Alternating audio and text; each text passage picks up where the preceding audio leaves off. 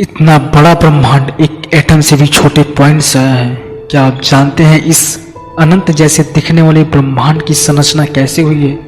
लगभग हम सभी लोग जानते हैं कि हमारी पृथ्वी की उत्पत्ति कैसे हुई, लेकिन बहुत कम लोग ये जानते हैं कि इस ब्रह्मांड की रचना कैसे हुई। बिग बैंग थियरी जो हमें ये बताता है कि इस ब्रह्मांड का जन्म कैसे हुआ। तो आज हम इस वीडियो में इसी बिग बैंग थियरी को एक आसान सी भाषा में जानने की कोशिश करते हैं। So hello guys, welcome to our universe mysterious facts and techs पर।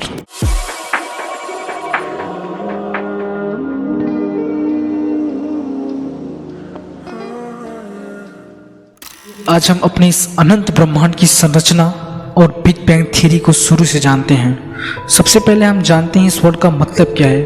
बिग बैंग एक फिल्मी सा नाम जो सुनने में जितना अजीब लगता है उतना ही आसान इसका मतलब है।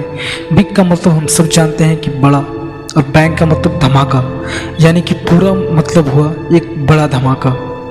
तो चलिए अब जानते हैं ये कौन सा बड़ा धमाका है और कब कैसे हुआ था। तो आज से लगभग 13 अरब साल पहले जब कुछ भी नहीं था, कुछ नहीं मतलब कुछ भी नहीं, ना स्पेस, ना समय, ना एटमॉस्फेयर, ना ये यूनिवर्स, ना स्टार्स, ना प्लैनेट्स, कुछ भी नहीं था। सिर्फ एक पॉइंट एग्जिस्ट करता था जो एक एटम से भी बहुत ज़्यादा छोटा था। उस पॉइंट में एक अथाह एनर्जी का भंडार था जिसमें मेनली 4 फंडामेंटल फोर्सेस थे, जिनमें ग्रेविटेशनल फोर्स और इलेक्ट्रोमैग्नेटिक फोर्स भी शामिल थे। अचानक किसी कारण वो पॉइंट ब्लास्ट हो गया। वो कारण क्या था ये आज तक किसी को नहीं पता चल पाया। एक बड़ा धमाका हुआ और इसे ही हम बिग बैंग के नाम से जानते हैं। उस धमाके से चारों ओर एक हाई टेम्परेचर वाला स्पेस बनने लगा और उस स्पेस में धमाके से निकली हुई सारी ऊर्जाएं उसमें एक्सपेंड होने लगी, यानी कि फैलने लगी। और तब समय भी शुरू हो गया और बाकी सारे फोर्सेस भी काम करने लगे, यानी कि अब हम कह सकते हैं कि हमारा ब्रह्मांड बनना शुरू हो गया है। ये सब इतनी जल्दी हुआ कि अगर हम आज के टाइम मेजरमेंट से मेज़र करें तो वो 1 सेकंड के कई हजार करोड़ खरबवें हिस्से में आएगा, यानी कि इतनी जल्दी कि हम सोच भी नहीं सकती। उस एक्सप्लोजन के बाद ब्रह्मांड बनना शुरू हो गया था और इसका टेम्परेचर भी धीरे धीरे कम होने लगा था, और ये आज तक टेम्परेचर कम होने के साथ साथ चारों तरफ फैलता ही जा रहा है। इसीलिए इसको हम अनंत ब्रह्मांड के नाम से जानते हैं। ब्रह्मांड का बनना, इसका चारों तरफ फैलना और इसका डेवलपमेंट, यानी कि ब्रह्मांड से रिलेटेड स्टडीज़ को हम कॉस्मोलॉजी के नाम से जानते हैं। उसके बाद ग्रेविटेशनल फोर्स के कारण सारे एलिमेंट्स सब पास पास आने लगे थे और धीरे धीरे इकट्ठा होने लगे, यानी कि अब स्थलों का फॉर्मेशन होना शुरू हो गया था।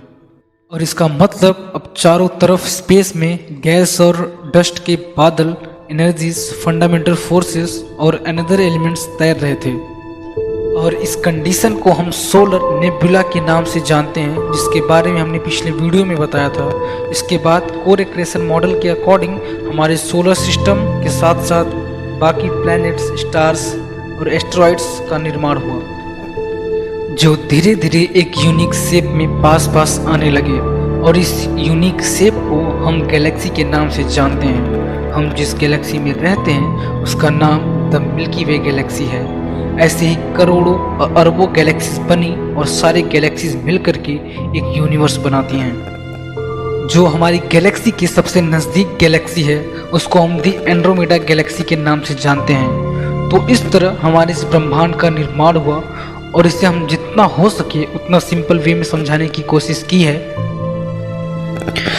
तो मिलते हैं अगले वीडियो में किसी और रोचक टॉपिक के साथ। अपने इस ब्रह्मांड और पृथ्वी के बारे में रोचक तथ्यों को जानने के लिए सब्सक्राइब द चैनल, और हम टेक्नोलॉजी के ऊपर भी कई टॉपिक्स पर वीडियो लेकर आएंगे क्योंकि फ्यूचर यही है। So thanks for watching and be ready for the next video, and तब तक के लिए be safe and be knowledgeable. Thank you very much.